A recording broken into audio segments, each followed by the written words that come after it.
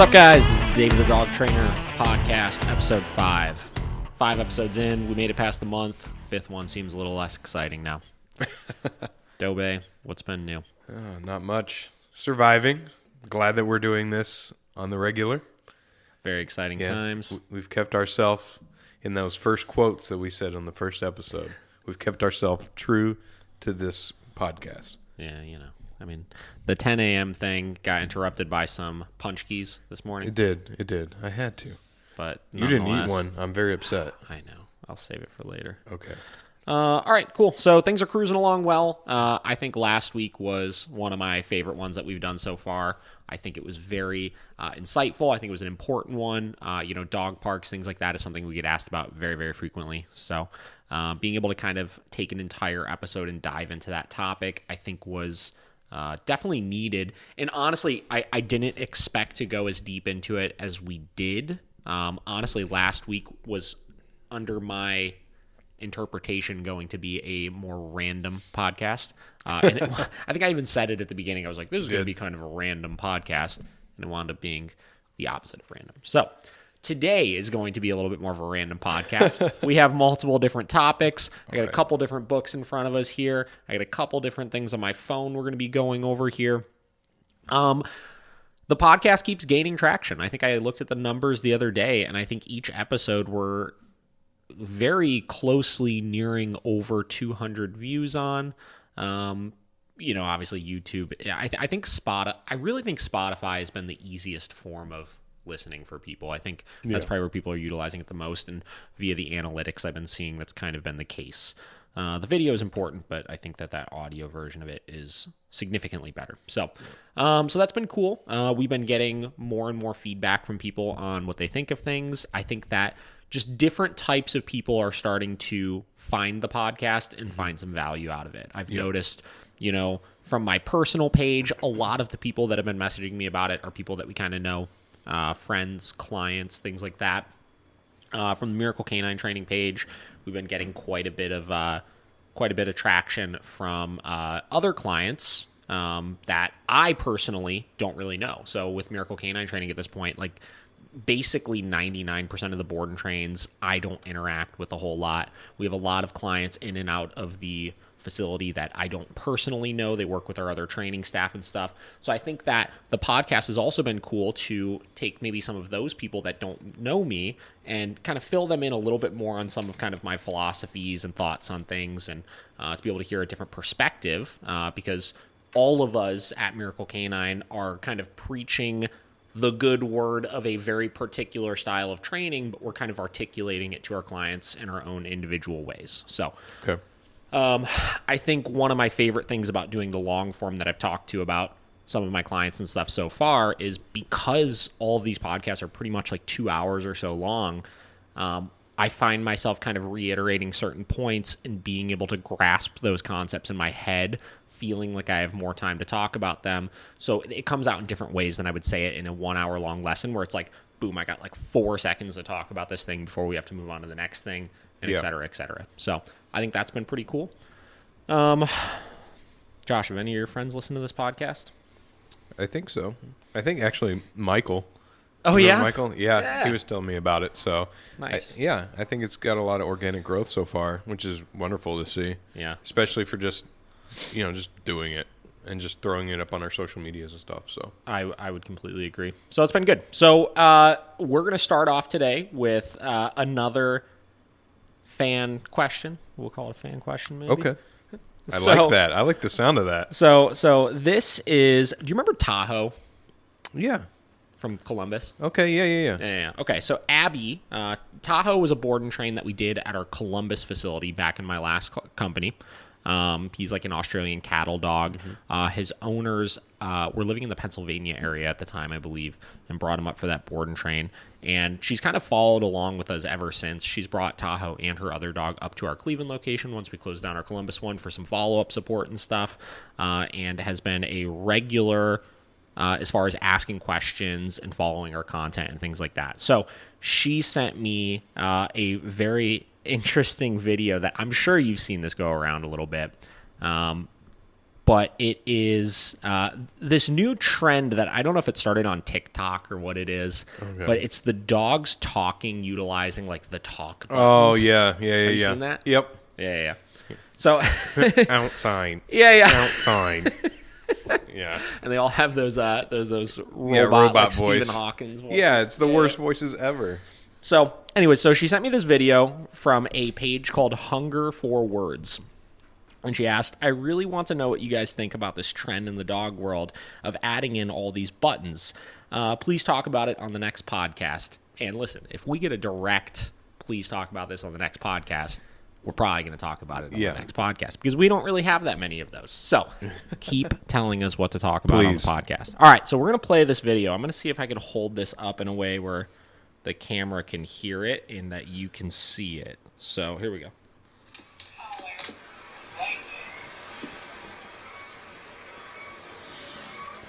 Collar blanket. So the dog is pushing buttons. Collar is on. Go get it.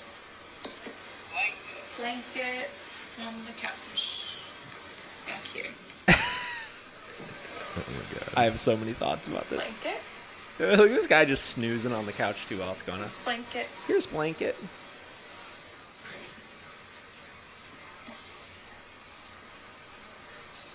Hi. Oh, Jesus Christ.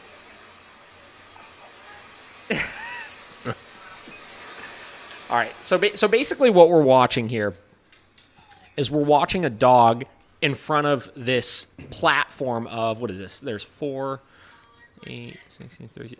There's like literally like 60 buttons on this thing, Yeah. right? And each one of them has a different word on it, right? So she's standing in front of it. The dog pushed 2 buttons, collar and blanket. Yeah. 2 words that have no correlation to each other, right? all. So the girl then starts creating things in her head of what this dog is actually intending to say by this stuff, right? Yeah. So she then proceeds to have an entire conversation with the dog of collar blanket. Oh, collar is on. And she starts typing out the collar is on because obviously the dog was intending to tell her, listen, lady, my collar's on right now. I just want you to know because it doesn't look like you know, but I'm just telling you my collar's on, right? Yeah. Then she goes, blanket is on the couch, which again, sure, right? Like if maybe the dog saw the blanket over there and was like, yeah, that thing right there. I want to say collar blanket, right? Whatever. So she goes and she gets the blanket and she puts it down and the dog kind of runs over to her, licks her face, and then goes and lays on the blanket, right? So let's read the caption to this. We all make mistakes. In this video, Stella said collar blanket, which are right next to each other on her board. That was an unusual phrase. So I responded to each word individually to see what she was trying to say because we could talk to our dogs and they understand all of these different individual words and full sentences. Yep, they went to English class. I modeled collar is on, then went to get Stella's blanket. When I laid it down, Stella licked my face, rubbed her head on the blanket, and plopped on it. Given the context, her typical communication patterns, and her reaction when I brought her blanket out, I think Stella accidentally hit collar when she was trying to say blanket. Mishits like these are similar to when verbal speech users accidentally say the wrong word or sound, or when we're typing and press the wrong key. In fact, the average adult human makes speaking errors 2 to 3% of the time. I'm making speaking errors all over the place here. 2 to 3% of the time in normal conversational speech. Occasionally, mishits are typical and expected, even in proficient communicators, and are more frequent when AAC users are still learning. It's all part of the process. Okay, so here's the thing. So first thoughts on this particular video, then I have a couple of articles that I looked up in relation to this kind of stuff. First off, we all do make mistakes because I can't fucking talk today. So I don't know if it's a lack of coffee or what. But anyways, so I've seen this go around a couple of times before this was sent to me. I don't think I ever really thought a whole lot about it, but I'd seen some different patterns where people were having dogs press certain buttons and different things were arising from it, right? Yep. Couple things. One, do I think the dog actually understands how to communicate with us? Not in this context, not utilizing words and stuff, right? If you look at any word that we use with our dogs from an obedience training standpoint, right? All of our individual commands and stuff like that. One of the biggest misconceptions that I see, or I don't even know if it's a misconception or if it's just something that clients just accidentally do without really realizing it, is they have these assumptions that the dogs already know what all of these words are, right? So, for example, we'll see people that come in with younger dogs, and they'll tell me things like, it's like my dog doesn't know what sit means, right? Or it's like my dog doesn't know what down is, or something like that. And I always look at them and I was like, that's because they don't, right? Yeah. Like all of these words that we use, they're cues, right? The dog doesn't know the English language just from puppyhood, right? We have to teach what these individual words mean, right? So because of that, if it seems like the dog doesn't know what sit is, it's because you haven't taught them what that word means yet, right? Yeah. So now let's break down. We can teach the dog individual cues, right? We could teach them that certain things mean certain things, right? So in the case of, the blanket, right? You could teach that when you say blanket, the blanket comes out. When you say blanket, the blanket comes out. Or you could teach the dog that when they push a certain button, the blanket comes out. When you push a certain button, the blanket comes out, right? Just through classical conditioning, right? So dogs are smarter than we think that they are, and they can process things and kind of learn different patterns. I think the problem with a lot of these different soundboards and stuff like that is you figure, again, this one in particular has got like 60 things to it, right? So when I've seen a lot of these things online crafted, it seems like a majority of those buttons are for things that just dogs kind of naturally like, right? So a blanket or a bed, right? A treat, being hungry, going for a walk, their leash, right? All words that we in our minds can kind of shift and correlate into the dog wants this thing right now, and because the dog wants this thing right now, they're communicating to me that they want this thing, as opposed to they're just learning that when they hit random buttons on this thing, that good stuff tends to happen, because it's not going to be anything negative. Yeah. It's not going to be like, I'm sad. I'm depressed. Yeah. Right? Don't leave for work. Yeah. All of these different types of things, because you couldn't, like say the dog hit like I'm sad, but was looking like really pepped up and stuff while they hit it. Well, you can't correlate those two together, right? You can't make it seem like that's actually what the dog is communicating, because you can see in their body language that that's just not the case, right? So I think that people get a little over the top with this kind of stuff. And I think that it is one step closer to all of the issues we've talked about in every episode we've done so far of people humanizing their dogs and trying to read too much into our dogs can communicate really, really effectively with us, right? Which is just not the case. Dogs learn that they can elicit different responses out of us by doing different things, but they don't frankly understand what those things are. So other examples that we'll see in our day-to-day, right? If your dog comes up to you and they just come over and just slap their paw on your leg, right? There is a 99% chance that when they do that, it's going to get you to do something, right? 9 out of 10 people are going to not just ignore their dog completely when their dog does that, right? They're going to pet the dog. They're going to get up. They're going to go give the dog water. They're going to go let the dog outside. They're going to do one of any number of things that's going to make it seem like the dog is communicating with you effectively. But the problem is, a lot of that kind of stuff is not even so much the dog communicating their needs and stuff like that in a way that they understand. A lot of that is the dog just learning that they can control you, which will stem into other behavioral problems later on, right? So, I mean, listen, like if you want to get one of those soundboards and you want to start teaching your dog random things and making it seem like the dog actually understands how to talk to you, that's fine. But I think that collar blanket doesn't have a whole lot of meaning to it. So anyways, in order to dig into this a little bit more, I pulled up 2 articles, one of which is just talking about this new trend right now, and the other of which I think does a really good job of digging into what might actually be going on in the dog's head while this stuff is happening. So let me pull these up here real quick. You know what? This makes me feel like lab rats. You know? Yeah. Where it's like there's two buttons. If they push the one, they figure out that they get the cheese. Sure. So we basically have made our dogs into lab rats. That's how I feel about it. Sure. Because it's not the words. It's if I push this button, I get a reward. Yep. I would agree with that. And I think that there's something to be said about the science behind. Let's simplify this. Let's remove a pad that has 60 different buttons on it, right? And let's put one that just has 2 buttons on it, right? And let's have one of those buttons be a neutral sensation, right? Or not neutral sensation, just a neutral noise, right? So something that doesn't actually mean something. And then let's have one, be one that elicits some sort of positive response, right? And let's make it be one consistent thing, right?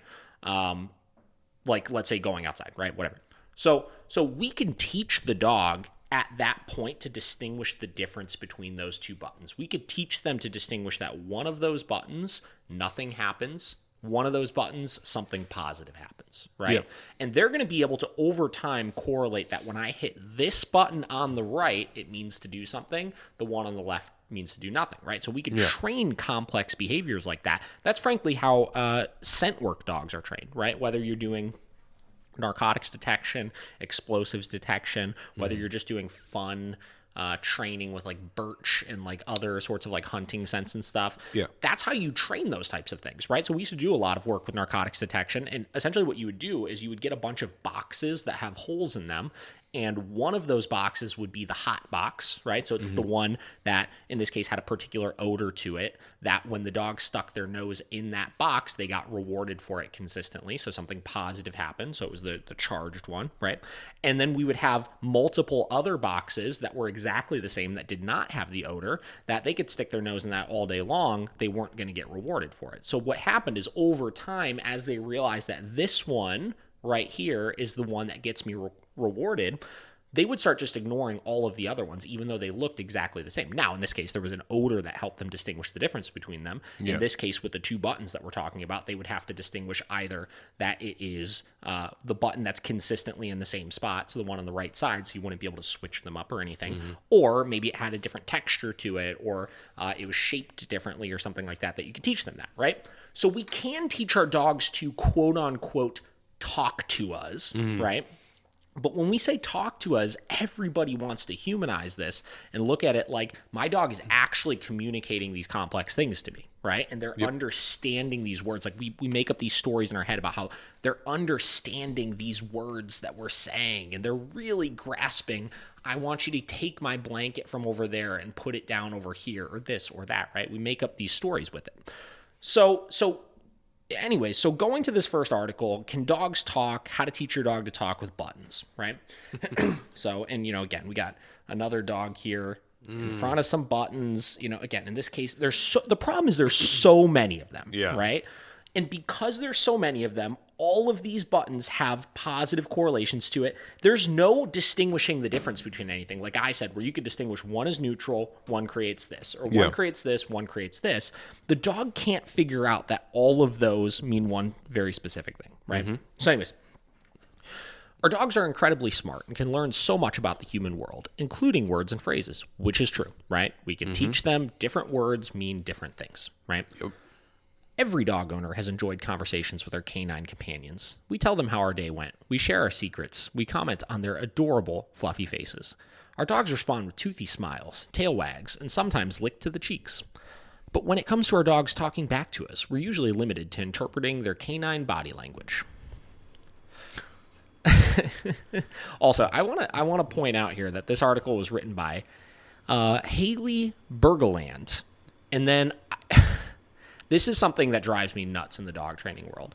Do you see all of these credentials after her name? Oh my God. Those? Right. So something that's very common in the dog training world here is everybody wants to ask, and here's the thing, owners don't typically ask this. Other dog trainers ask this to try and be assholes. They ask, are you certified? do you have a certification, right? Yeah. Because I do, because after my name, when I type it out, I'm going to put CPDTKA, CBCCKA, RBT, it's like all of these different certifications, meaning that they're just certified in all these different types of dog training, right? Here's the problem with this, right? There is no nationally recognized dog training certification, right? So I can, just because I feel like it, create 4 different types of certifications that I'm going to start certifying all these other trainers in. Josh, you want to learn how to train dogs? I am going to create the David Turpak official dog training certification, and it'll be, DTO CT, whatever, you know what I mean?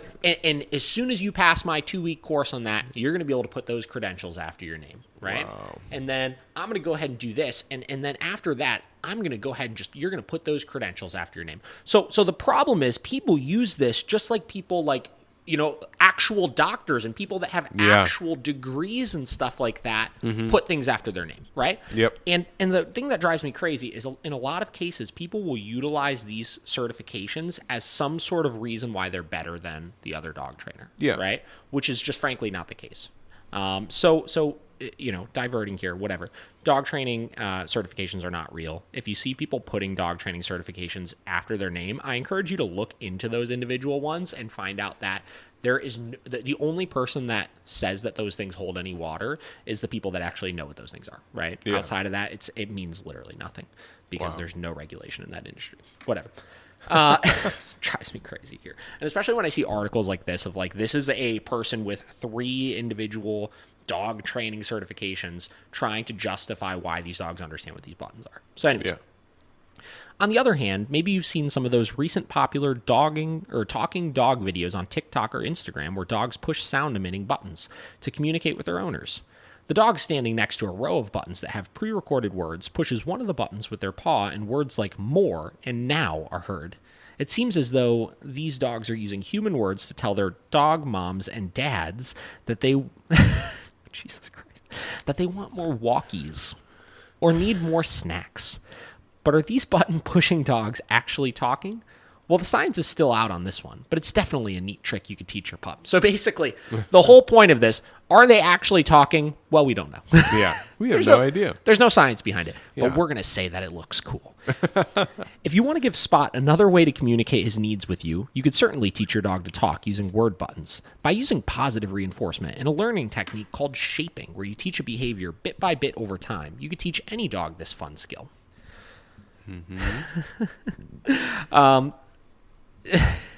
So again, you look at this. Yeah. So if a dog learns to press word buttons and then presses outside toy, we don't know if that's actually a request, an observation, or if it's just the dog pushing random buttons to earn a treat.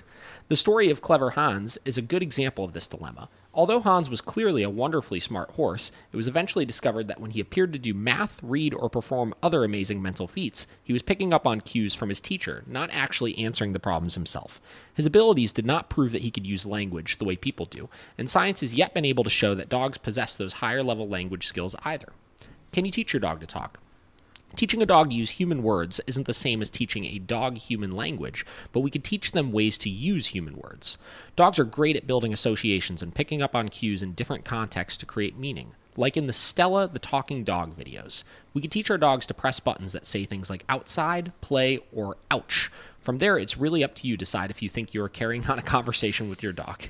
So, it's just ridiculous. It's like they're ways to occupy ourselves, right? And I think a lot of this stuff started during a lot of the quarantine related things. Yeah. I think people are getting really, really bored with their dogs, frankly, and I think because of that, we're finding ourselves digging into these different topics and stuff that just different ways to occupy their brain, and it's just I don't know. It's just throwing me off a little bit. So. Frankly, I don't believe these dogs are talking to you. I think that... What is this one? I think that a lot of these dogs are not figuring this kind of stuff out.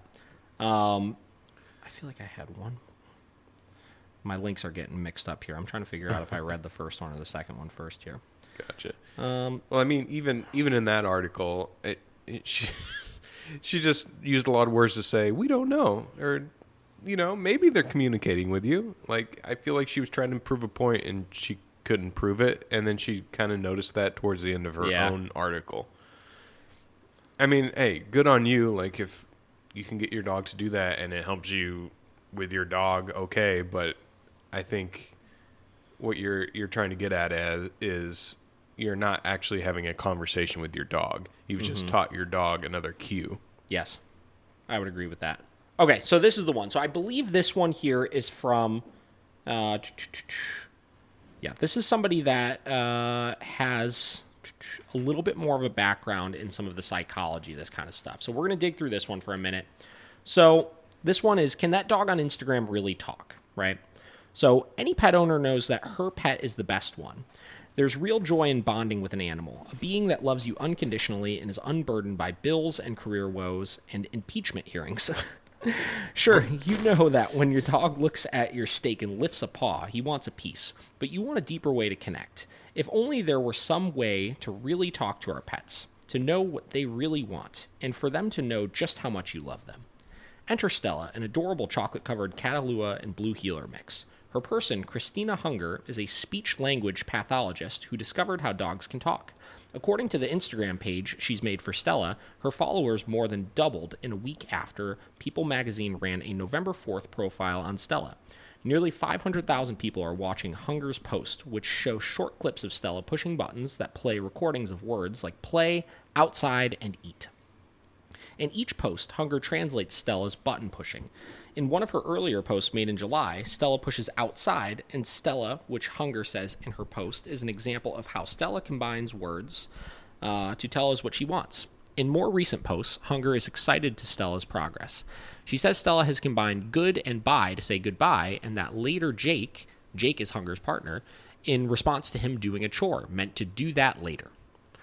I'm no dog expert, so all I can say is that Stella is a very good girl, and she deserves all the treats, belly rubs, and outside time she desires. As a former cognitive scientist, though, I wondered what's actually happening in these videos. There's a long and storied history of animal enthusiasts and researchers trying to teach language to animals.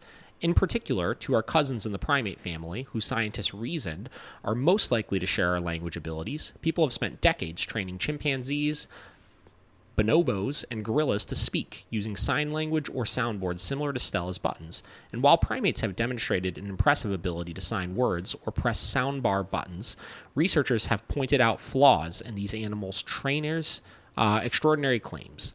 Penny Patterson, handler of famed gorilla Coco, would often interpret for Coco. For instance, she once explained that Coco didn't really mean to sign nipple during a public event, but instead signed it to represent something that sounded similar, like the word people. So this is exactly what we saw in that initial video, right? Mm-hmm. She pushed two buttons, collar and blanket, and the owner then interpreted what does that mean and created a story based around those things. Mm-hmm. On the one hand, yes, any person who spends a lot of time around an animal learns to pick up on their signals. My dog has learned to paw at blankets to tell me she wants to get underneath them and to offer a high five in exchange for whatever delicious thing I'm eating. But we necessarily project a bit of ourselves into interpreting what another being wants, especially when we don't speak the same language. Even when talking to other humans, we often hear what we want to instead of what the person is really saying. I think we're all guilty of that. I'm impressed that Stella's learned to press buttons, and I'd guess that more than likely Stella even knows that some of the words mean, especially the ones that might result in an exciting reward, like ball or walk. So like we talked about, a lot of those buttons are going to equate to something positive that no matter what, the dog is going to like. So if they hit one of those, let's say 1/4 of the buttons or 1/3 of the buttons, the dog is going to elicit a response when we take that thing out that's going to make it seem like it's the correct thing, that they intended to do that and that they're excited now for the response from it. Yeah. But Hunger makes some bigger claims worth digging into because if they would be, in clickbait parlance, big if true. Dog cognition is an area of study has steadily grown over the past decade, probing dogs' self-awareness, problem-solving abilities, and attention to humans' communicative cues like pointing or eye contact. We're still learning about what dogs know and if they're capable of, and it would be news if, as Hunger claims in one post, a dog could plan future events and express those desires, like wanting first to eat and then play afterwards. I wanted to learn more about how Hunger trained the dog and how she selects videos to post, but she did not respond to my emails.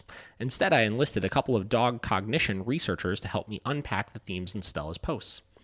Brian Hare, an evolutionary anthropologist at Duke University and founder of dog intelligence company Dognition, agrees with me that the Stella project is endearing and fun. I think it's wonderful that she is excited and she's training her dog, that she wants to communicate with Stella better, he says. Alexandria, a psychology professor at Barnard College and author of several best-selling dog cognition books, echoes that sentiment. What I see first is a person wants to understand her dog's intentions and wishes, which I wholeheartedly endorse, she says. Hunger's observations of Stella are interesting in their own right, and if her claims were to pan out, it wouldn't be the first time an enthusiastic dog owner uncovered something new about dog cognition. Hare points out that Rico, a border collie who was famous for learning more than 200 words, was discovered by researchers after his owner called them with his findings. It's not unprecedented that people with their pets at home contribute in real important ways to our understanding of animals. But caution is warned too. While Hunger often describes her interactions with Stella as talking or chatting, in one post, Hunger even claims that I just had a conversation with my dog about having an acai bowl. There's an important distinction between Stella's button pushing and actually understanding the way that humans do. Mm-hmm. The tricky bit is that we humans are easily fooled by the sound of words, and we think that by using a word, one must know the meaning behind it. Going back to the conversation of dogs just knowing sit, right? Mm-hmm. Do they know what that meaning is, or do they know that that word predicts us getting them into the position? No differently than I tell people, the word is irrelevant. I could teach that watermelon means to do those things if I want to. Mm-hmm. And intend to use that word, just in the way humans do. There's definitely not always the case. A lyrebird mimicking someone yelling timber because they've heard somebody yelling timber is not themselves meaning to say timber. Stella pressing the buy and outside buttons in response to Hunger's question about going out to get acai bowls doesn't mean she actually understood the full gist of that sentence. Mm-hmm. Now, again, let's also specify that this Hunger person is the one with all of these certifications after her name. Yeah. So, we read into that, or we read into what she means by pushing buttons, and her vocabulary, and hence our interpretation, is limited by what buttons are available. Horowitz gives an example of this. What if the button said on Mars instead of later? Would we think that Stella meant it'll happen on Mars? When evaluating animals' behavior, Hare says it's important to think about the myriad ways that can be explained. British psychologist Lloyd Morgan came up with a rule that came to be known as Morgan's Canon. As Hare explains it, it's Occam's razor, but for behavior. Anytime you see a behavior, it doesn't mean it's underlain by the same psychology when it's performed by two different organisms. You prefer the simplest explanation until you can rule it out. In Stella's case, a similar explanation might be that she's pressing buttons because she knows something good might happen, or even that she's reading cues from her people and pressing the right buttons. So in this case, again, positive association with a lot of those buttons, or depending on how the board is set out, if we're gesturing towards one side or the other, say I'm standing on the left side of the board because I know that side is the good ones, and then, after they press that one, I move to the right side of the board, and that is, adjectives or whatever it is, the things that would follow those words to mean when those things would happen. Mm-hmm. I could essentially cue using my body language how the dog may shape out a certain thing, right? Mm-hmm. It's likely that the dog is intentionally communicating, and it knows that if it interacts with these buttons, then good things will happen. Maybe it even has some idea of what type of good thing might happen, but we need more rigorous evidence to determine what. It's impossible to draw conclusions from Hunger's videos, though the caption certainly nudges towards what Hunger believes is happening. In one recent video, Stella presses Jake and outside. Hunger says this occurred after Stella heard Jake's car beep. Mm-hmm. So she's telling him, hey, something's beeping outside. My dog, too, frequently stands on the couch and keeps watch from the window when she hears my partner coming home. So I want to believe this one, but there are many things to consider that we can't see in this video without the full context of their interactions. It's hard to gauge what Stella means here, if she means anything at all. Did Stella press other buttons around the same time? And if so, what were they? That's another thing with this. When people are recording, this girl sits down in front of this board for like an hour a day and just films constantly so that she could take the clips of the times the dog hits the ones in the correct order. That's something I didn't even think about as far as this. If so, what were they? In other words, is there any reason these 2 button presses were particularly meaningful or indicative of her desires? It seems like Stella spends a lot of time saying outside. In fact, in another post, Hunger talks about the many different words Stella combines with outside. What, if any, implicit or explicit cues might she be reading for guidance on which buttons to press? And in the bigger picture, the videos don't give us context about Stella's usual behavior that could reveal patterns in her button pushing. How might her behavior change if provided with a different set of buttons? What buttons is she pressing that don't make it into videos? I noticed a few buttons in Stella's soundboard that haven't seen used in any videos. Kennel, Mad, and Water. Mad? Hare suggests a few ways to test this more rigorously. One technique psychology researchers frequently use to gauge consistency in studies is called inter-rater reliability, in which multiple people review the same evidence and their ratings are compared. If raters were to evaluate Stella's videos for an actual study, they might note things like whether Stella pressed a button, what order she pressed them, and how many times, and perhaps most importantly, if given the context, they would interpret her meaning in the same way. And looking through Stella's feed, there are a lot of things that would be opaque to an outsider. Stella, and Help Water outside are pretty inscrutable without Hunger's explanations. And those explanations are exactly what make the account compelling. But as lovely as Hunger's stories are, they're not scientific evidence. In the end, Stella's videos are less about her than they are about us. A lot of people strongly believe or want to believe that dogs are highly intelligent, and they are, but not necessarily for the reasons that Stella seems to be exhiberating. People love sciencey discoveries as long as they confirm what they believe, he says, but once you present evidence that challenges that, you're absolutely the turd in the punch bowl, he says. All right, so talked about that for a little bit there. So basically, in a nutshell, I think the common points we could stick out with this are the dogs are able to understand certain things, will predict certain things, but in the case of this, they're not able to actually talk to us in the context of that.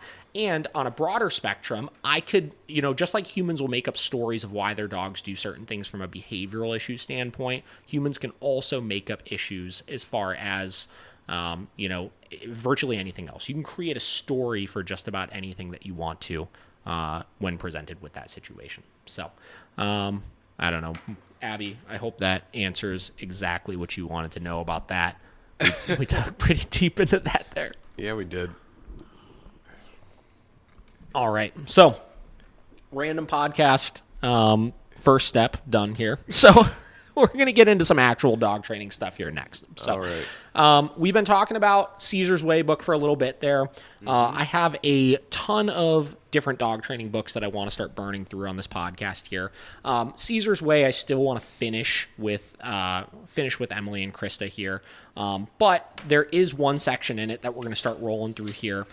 Just getting into issues with our dogs. So one thing I get asked very, very frequently is, what is the balance of obedience-related issues versus behavioral-related issues, right? So he has another book out here called Caesar's Rules, and Caesar's Rules is a cool book because I think it gets into more of the actual dog training standpoint of things, right? And his philosophies on how he would equate some of the dog training stuff into the dog behavior stuff that he works on and the living with your dog and all of that kind of stuff. So what I want to do is I want to read a couple of passages from Caesar's Rules where he talks first and foremost about that balancing of training versus behavioral issues, right? And then in that, he gets into some of the more important sides of things, which is, what do owners find is the most important things with their dogs? So we're going to start with this. He has a breakdown here of common issues that we would have with dogs, right? And basically what they did is they polled people on what are the most important things to them versus what are the least important things to them. So we're going to start with this. So when we look at things that we need our dog to be able to do, right? Let's look at coming when called. This is the first example here. I think most people would agree that this is one of the most important things they could have their dog do. If the dog doesn't know how to come when called, then you're never able to put them in a situation where they're off leash. You can't, frankly, even let them into your backyard, whether it's fenced in or not, because you're going to have to go out and chase them down every time you get out there. And it's a safety issue where even if you're not doing those things, if they get out of their house and they don't know how to come when called, they could run into the street, they could go run and chase down an animal or a person or whatever it may be. So coming when called on this list listed very important. He got an 85 percent that is very important, and there was no not important to this. So one of the more important ones that we could have. Coming when called, I would classify as a training-related thing. I don't care what kind of relationship you have with your dog. It's not going to guarantee they're going to come when called, because that's more of a complex behavior of teaching the dog a specific task, right? Yeah. Were you going to say something? I was just going to say that it's such a confidence booster with you and your dog to have that, to be able to have them come back to you. For sure. On command. I mean, what like when we have people come in for lessons and we start working on that recall command, and the first time we go to fade that leash out, and the owner starts realizing, oh my gosh, like I can communicate with my dog and not need to physically pull them over to me. It's always a game changer. It's that light bulb moment. Light bulb moment, right? Gets along with other dogs and people, including kids. Same deal. Very high on the list. 83%. I mean, frankly, dogs, people, kids, I mean, those are kind of three separate things. Like listing those importance, I would say obviously people, kids, and then dogs in list of importance. But this is more of a socialization related issue. This is more of a relationship related issue, but it also stems from training, right? So in order to socialize our dog effectively with those types of things and to make sure that they're going to be okay with those types of things, we have to understand how to communicate boundaries to them. We have to understand how to communicate boundaries to other people and be able to implement that stuff effectively for it. So next one here, doesn't destroy house or yard. So getting a little bit lower here, 77% say it's very important. Now, I would say probably likely a lot of the reason why this one is not quite as important as the other two is because you can confine your dog easily. You can make sure that you keep your eyes on your dog and you can manage this one a little more effectively. Where coming when called, there's not really a way to manage it aside from keeping the dog on a leash all the time. Getting along with other dogs, people, and kids, the only way to manage that is just by not having them around those things. You could still have your dog in your house or in your yard as long as they're supervised without managing that thing. But again, we're getting into a training related issue, right? This is an issue of not being able to communicate boundaries with your dog, right? Allows you to come and go without separation anxiety. Again, another one lower on the list, 69% here say this one is very important. And I would say that a lot of this probably has to do with the fact that I think a lot of people think certain separation anxiety related issues are cute, right? They like that their dog gets upset when they leave the house. Yeah. Right? Oh, he cares about me so much. Yeah. So, 69% say that's important. Same deal. You could stick the dog in a crate. And frankly, here, my house, we're on about an acre here. So if my dog is freaking out and being anxious in the crate, it's not going to disrupt a whole lot of stuff going on. So a lot of people are not going to care as much about it. Where if you're in an apartment kind of setting or a townhouse or something like that, things like that get a little bit more important. Now, this one is the first one I would look at and say this is not solely, but much more a relationship-related issue. I think separation anxiety, though it can be genetic to some extent, I think that a lot of the things that we do with our dogs is what creates a lot of these separation anxiety-related problems, right? So when you're leaving the house, are you getting the dog all wound up and telling them, "Mommy will see you later. It'll be okay. Don't worry," right? And like getting them all hyped up and like playing with them and giving them all these pets and head scratches and then dipping out, right? Yeah. Because if you're doing that, you're putting the dog into a aroused state of mind, you're confining them, and then they don't know what to do with all of that energy, right? Same deal with when you come back. Are you creating this association that when you get back, the most exciting things in the world happen? Because if you are, that's going to create that problem as well. Now, the training side of the equation comes into the dogs that are genetically really bad with this kind of stuff, where you start needing to kind of create consequences for certain behaviors like destructive tendencies and stuff like that that can help reduce those anxiety issues. But in the end of the day, that's the first one that's more of a behavioral related issue or relationship related issue. Walks on leash without pulling and heels on command. 69% important in this case. So again, we have a training related issue. Most people don't frankly care that much if the dog is going to be pulling a whole lot in these cases. I mean, I think unless it's really, really bad, most owners are pretty accustomed to having some degree of tension on the leash, so they don't really care that much about that. Travels easily in a car or crate, 49%. Again, an easy one to manage. You could stick the dog in the car, and if the dog is kind of bouncing around from place to place, even though I think that's one of the most dangerous things that can happen, most owners aren't going to care that much about that. I love it when you see the dogs in their lap while they're driving. Like, are you kidding me? So next, lies down or sits on command. Only 45% find this really, really important. Lies down and stays on command. Sorry. Sits on command, 44% important. Two obedience-related things. Most people, as long as their dog is not doing a lot of the more important behavioral standpoints, so these first couple that are really important, coming when called, getting along with people, destroying the house, coming and going without separation anxiety, they don't care as much about that obedience standpoint. Protects you from bad guys. Only 22% find very important. And those 22% that find that very important are typically the ones that are not going to care a whole lot about a lot of these other things. Yeah. Retrieves or hunts, performs agility, plays frisbee, swims, displays other sport-related activities. 9% find very important. Does tricks. 3% find very important. Does guidance therapy chores, such as bringing you items you can't reach, turning on lights, opening doors, helping you cross the street. 3% find important. So what this is trying to kind of outline here for people is this is trying to outline what do people actually care about, right? Because in the end of the day, I think that a lot of people and a lot of trainers out there will focus a lot on the training standpoint, right? They focus on the obedience commands. They focus on getting the dog to stay and this and that. And what I've found is that when people come in for their sessions, one of the common things that they'll start asking me is, I don't want my dog to be a robot, right?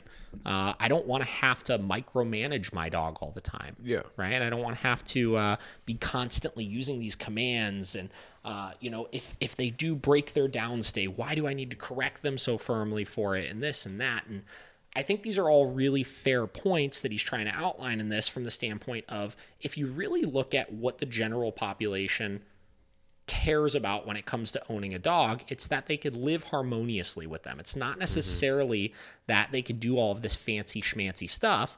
It's that they could get away with teaching the dog how to exist with them with as little effort as possible on their part. Because when you start getting into some of these things that are much less cared about than other things, you start looking at those things and let's pull these up one more time here. These end ones, right? Protects you from bad guys, retrieves or hunts, does tricks, does therapy chores, sits on command, lies and stays.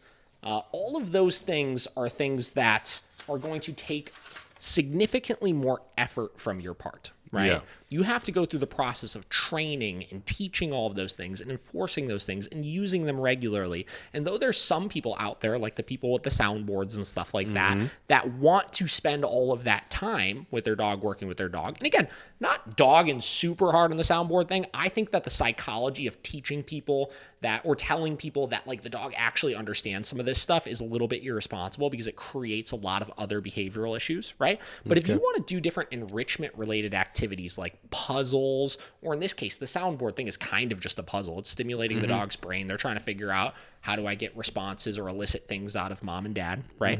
I think those things are positive, and I think teaching all these behaviors is positive, but most people out there that have dogs are fairly lazy, right? They're, I myself included, right? Yeah. I don't do all sorts of things with my dog. How often do you work with Bender outside of just like hanging out with him? Not enough. Maybe once or twice a month, like really getting his brain stimulated, doing, obedience stuff, but definitely not enough, probably. I think we're all a little lazy. So here's my next question for that. What's your ideal relationship with a dog? Like, what do you want out of owning a dog? I guess just for me personally, I just want a dog that listens to me. Sure. I guess this is good for an outside point. Yeah. Not being a trainer is just when I want him to do something or if he knows not to do something, that's all I want. Just to have a calm household.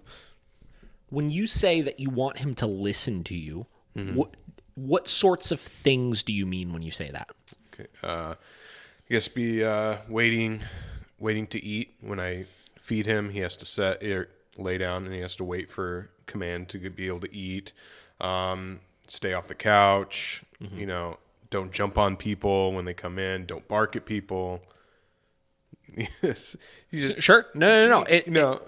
I don't know. No. That makes complete sense. And you're kind of hitting the nail on the head of what I kind of preach with people is that in the end of the day, if the dog not necessarily listened to you, but if the dog just understood what things you didn't want them to do, Yes. how often in your day-to-day would you actually need to get the dog to do something very specific?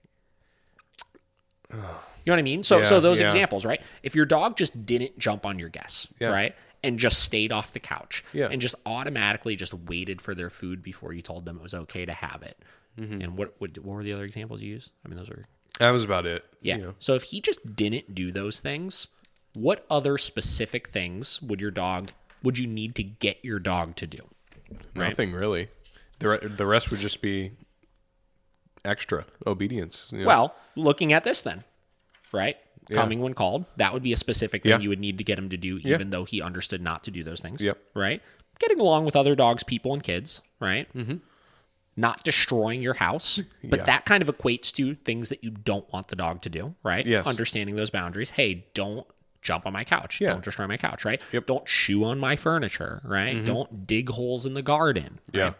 Allowing you to come and go without separation anxiety, right? Yeah. And walking well on a leash, you know? Yep. And then you start getting into the less important ones of the lying down, the staying, the sitting, things like that, right? There are times when those things are necessary. There's times when I have people come over my house where even if they're not jumping on them, I need them to understand that I need them to just be out of the way, right? If it's Thanksgiving and people are coming in carrying side dishes and entrees and the turkey and stuff, even if they're not jumping, having a bunch of dogs at foot is not going to be very beneficial. Exactly. You know? It's going to get in the way. If you have somebody coming over that's allergic to dogs, you need to be able to keep them out of the way. But frankly, the most important part of this is that the dog is just understanding what do we need them to not do, right? And as long as they can understand what not to do, you can live harmoniously with them. So I think what we're kind of trying to tie in here is that with all of these different things, we want to find balance first, right? We want to find balance amongst the dog being even-tempered and balance amongst them being stable and balance amongst them understanding the rules, first and foremost, which is why this book is called Caesar's Rules, Your Way to Train a Well-Behaved Dog.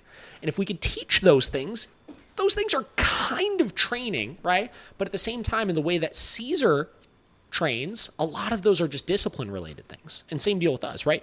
I like to do a little bit of training before I go in and start disciplining for a lot of behaviors because I think it's more simple to give consequences once I've taught what's expected first in certain situations, or once I've, taken some of those tools that I prefer to use, like say the e-collar or the prong collar, and I've taught them in conjunction with certain behaviors.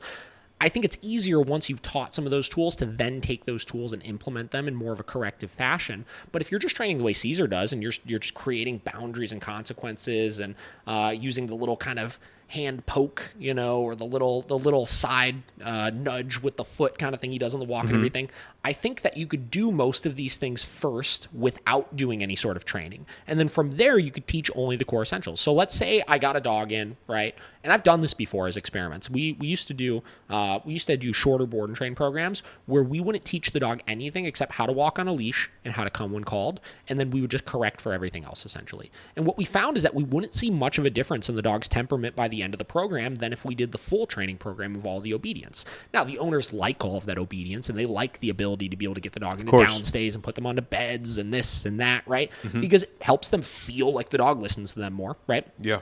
But in the end of the day, those dogs that we train that way, we still alleviated the problems by teaching less things and only focusing on the discipline first. So creating balance first. So let's dive into this a little bit here. Okay. Got to catch my breath here. Start talking real fast there. All right, balance first. What is a balanced dog? I think of a balanced dog as one that is comfortable in his own skin. It is a dog that gets along with other dogs and people equally well. Also, by the way, I think I'm starting to realize that reading off my phone, do you find that like your eyes just can't focus well when you're doing that? Yeah. Yeah. No. I don't know what it is. I feel like I'm looking at this book right now and the words are like roughly the same size as they were on the phone, but like I feel like I could like actually focus on it. I felt like I was like stumbling over every word that I was saying when I was reading off my damn phone. Yeah. This technology out of here. I don't want your damn Kindle. Give me some books. Stop giving me that. Did you ever get backlit. a Kindle?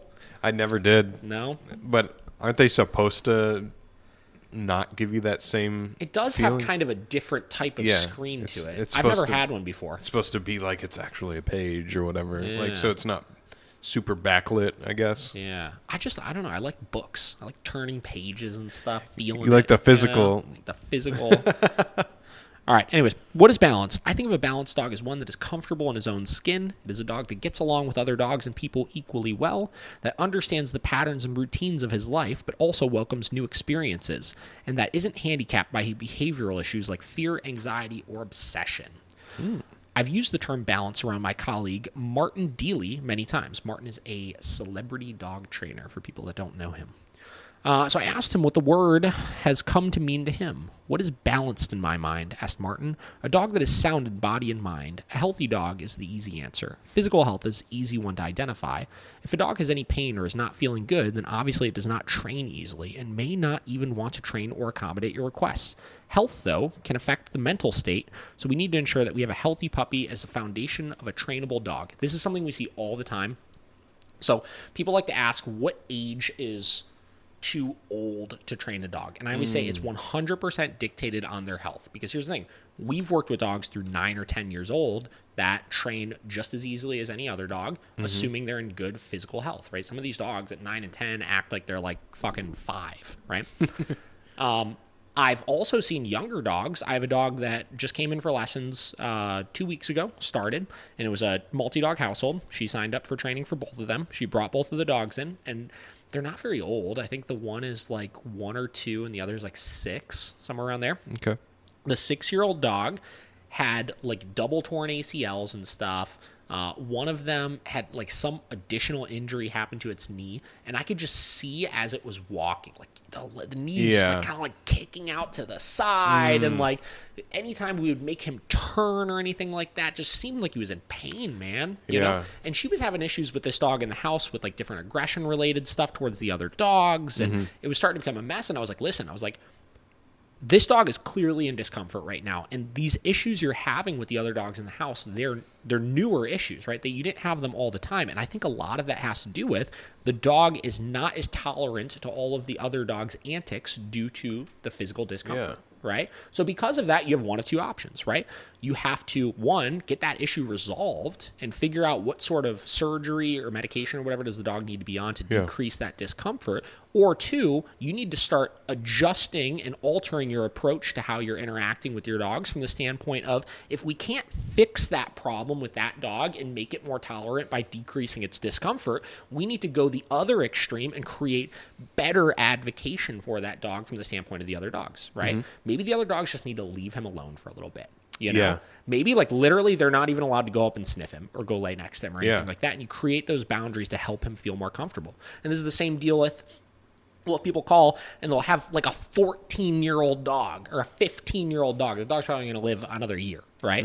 And same deal, they're having issues amongst the house. And it's like, we're not going to go in and we're not going to train that, because this dog is probably so miserable at this point, just being uncomfortable and all this kind of stuff, that it's not fair for us to try and go in and try to fix that dog in that case, because that's what's causing the issue. So going to this book here, the balance first, I would agree that physical health and well-being of the dog is a very important side of things. Now, I think people get overboard with that, right? And I think some people will look for reasons why the dog is behaving the way they are when they're not actually there, but it is something you have to be aware of.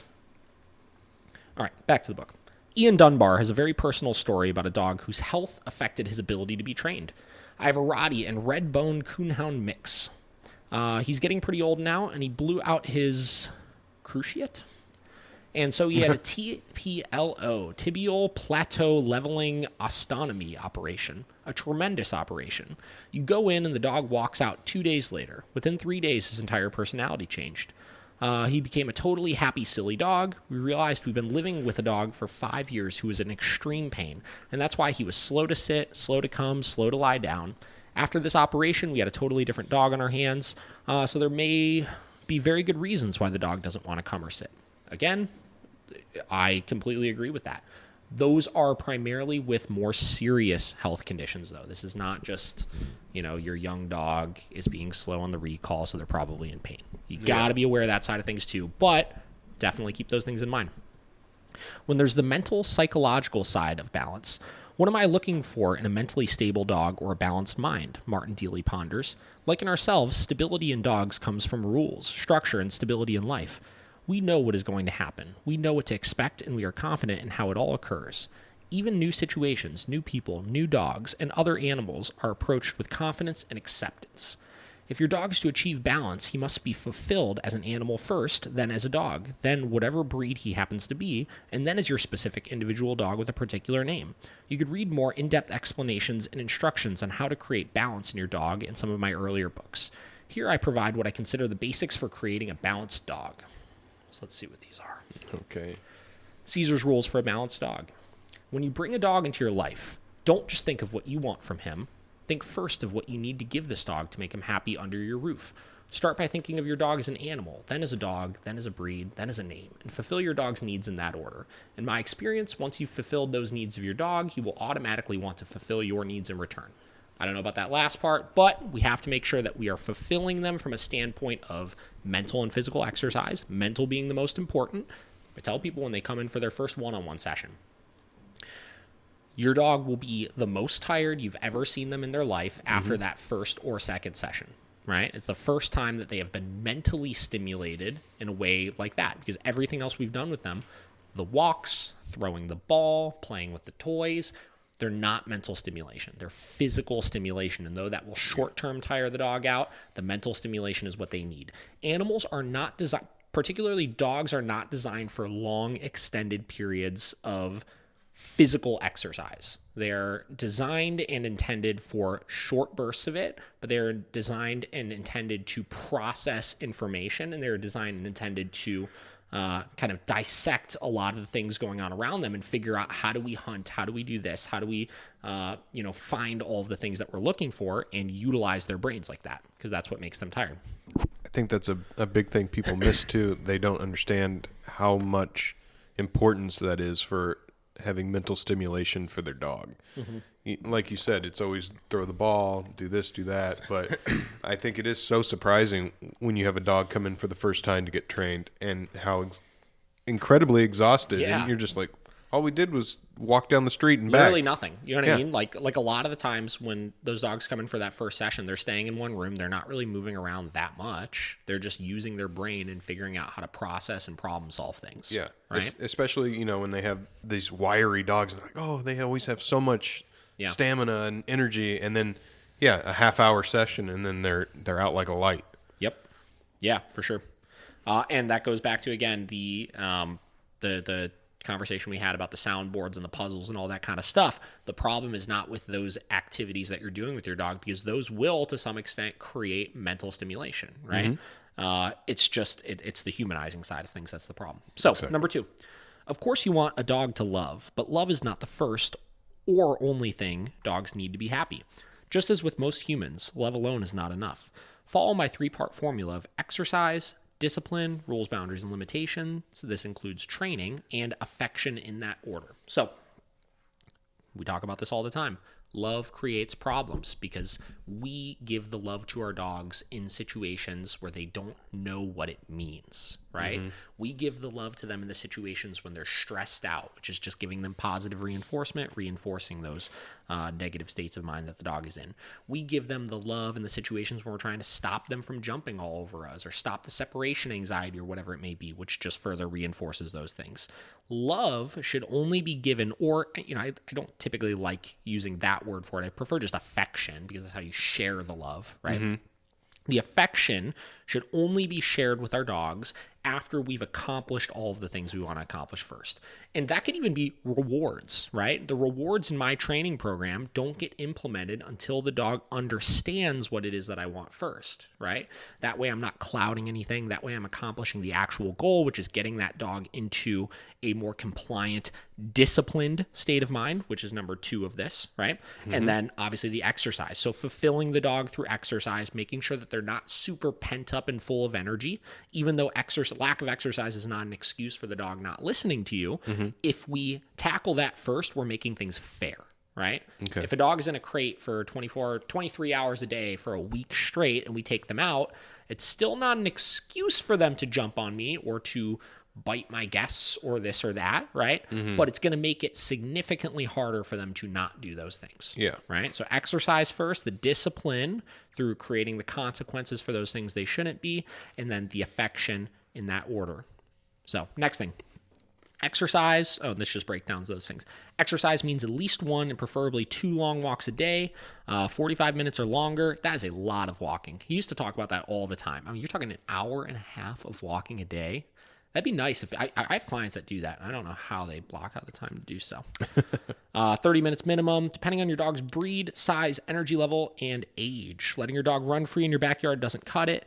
By exercise, I mean a structured walk with you by his side. This fulfills your dog's needs to work for food and water in concert with his pack.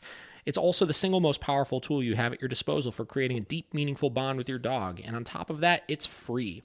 Walking is great. I don't do anywhere near as much of it with my dogs as I should, but I do say that the purpose of the walk is 1, exercise, but 2, it's a great opportunity for giving that mental stimulation. Like he says here, letting your dog run free in your backyard doesn't cut it. The reason for that is because the dog's in autopilot when they're doing that. If I just stick my dogs outside for 2 hours, they're just going to be farting off, doing whatever they want to do. They're just going to be actively running around. Oh, I see this. I want to go chase this, or I'm going to be an autopilot doing this, or whatever, And they're burning off physical activity by moving around, right? And running and jumping and playing and stuff like that. But they're not thinking and actively problem solving. And if you're combining the two by doing your structured walking and your healing, I always say, you can walk your dog for 3 miles a day in a non-structured fashion. If you take them for a 15-minute long structured walk, you're going to find they're more tired from that. Discipline. Your dog's mother began teaching him rules, boundaries, and limitations from the second he took his first breath. Rules aren't something your dog resents. They are something he craves. Your job as a dog owner is to be clear and simple about these rules and to always remain consistent about them. It's important for any balanced dog to know the parameters of his world and where he stands in his pack. The rules are the important part, right? Because like we talked about before, if you have the rules established and your dog doesn't jump on your guests, doesn't rush out the door, if they don't steal food off your counter, don't destroy your house, do all of those different things, the training becomes secondary and you don't need it as much to micromanage your dog. I always want to live with my dogs in a way where I could give as little micromanagement as possible. And if they don't do those things, I don't care if they lay down over there, they sit over there, they stand over there, or they walk circles around the living room. Any of the above is okay. Last one, affection. Affection doesn't necessarily mean petting, and it doesn't necessarily mean treats. First and foremost, it means the bond of trust and respect between human and dog. A person with no arms can have a bond of affection with her dog, even if she's unable to pet him. That's a good point there. A lot of people think petting is everything. Affection is just that energy that you share with whatever it is, showcasing that you care about it, right? And that could come in any sort of different forms. The beautiful thing about dogs is that when you show them honor and respect, they return the same to you 1,000-fold. Dogs are perhaps the most generous and fair beings on the planet. Beyond that, being affectionate with your dog in any form, sharing games, toys, adventures, treats, and of course, massages, petting is an incredibly good and therapeutic for you as well as for the dog.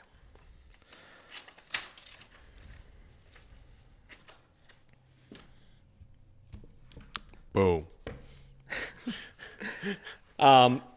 Balance, guys. Balance is going to be the topic of the next couple of podcasts that we kind of dive through here. What I want to do is I'm going to move away from Caesar over the next few, and I'm going to start digging into a couple more modern trainers that have different viewpoints on how we find the balance of the exercise, the discipline, and the affection, because Caesar kind of started a lot of the talk of getting used to how do we live with the dogs. He started the talk of how do we start disciplining our dogs for different things.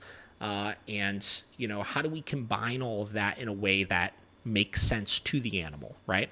From there have been a lot of trainers that have adopted very similar philosophies. There have been trainers that have worked directly with him and kind of correlated it into the modern world that do a lot of different dog training. They focus a lot more heavily on the obedience side of things, but they've been able to take a lot of those concepts he talked about and implement them into today's world of all of the things we're seeing with behavioral issues with our dogs and how we're humanizing them and doing all of those different things. So I have a couple different books we're going to dive into on that kind of stuff, and we're going to start discussing that balance. We're going to discuss why some of these things are important. We're going to use, like I said, different ways to kind of teach those types of things, and kind of hopefully move this along in different directions here. So hour and 15 minutes in. We're going to wrap this one up on that. It's going to be a little bit shorter of one today, but just diving into some random topics and seeing what we get. So a lot of talk about enrichment in dogs, a lot of talk about not humanizing some of the things they're doing, discussing some of those questions we had about the soundboards and what we think about that, and then getting into just creating balance with our dogs and kind of diving one more time into that philosophy of things. So if you guys need anything in between now and then, you could find us at David the Dog Trainer, Miracle Canine Training, miraclecaninetraining.com. Dobe, last thoughts? I'm really excited, actually, for the talk about balance, because I definitely feel you see it a lot, that there's not much balance in a lot of these people that you have that come into Miracle. Mm-hmm. And I think that is something that people need to understand. Like, you have to have this balance. You can't have just over or under. I mean, if you want, I mean, that's what balance is Sure. the perfect of that. But I think I'm really excited as someone that's not a dog trainer to hear how we get balance. How do we get the balance? How do we get the balance? A lot of ways. We'll figure out more on that as we go. But yes, I think it's good. You know, like I said, I think that we need to understand how to achieve all those different things and figure out how do we find that balance with our dogs. So, like I said, we'll dig into that a little bit more as we go. If not, we will see you guys next time. have a good one.